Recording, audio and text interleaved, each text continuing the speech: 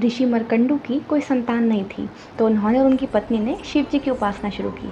शिव जी प्रसन्न हुए, प्रकट हुए और उन्हें दो ऑप्शंस दिए।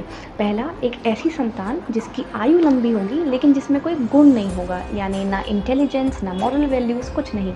And the second option was a bright brilliant child full of wisdom and virtues, लेकिन जिसकी उम्र सिर्फ 16 वर्ष तक की होगी। ऋषि मर्कंडू ने दूसरा ऑप्शन चूज़ किया।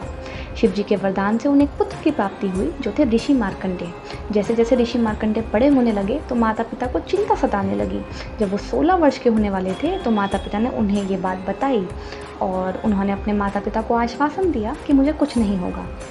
वो नदी किनारे गए और रेत से एक शिवलिंग तैयार किया और उसकी पूजा करने लगे, प्रार्थना करने लगे।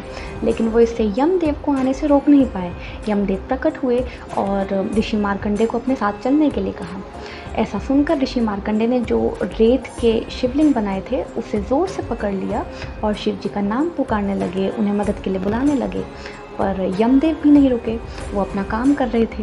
एंड थोड़ी देर बाद शिव जी प्रकट हुए और उन्होंने यमदेव को रोका और मार्कंडेय जी की प्रार्थना से, उनकी पूजा से प्रसन्न होकर उन्हें अमर होने का वरदान दे दिया। Now there are many stories which revolve around Lord Shiva, but I chose this one to emphasize on the kindness that he embodies.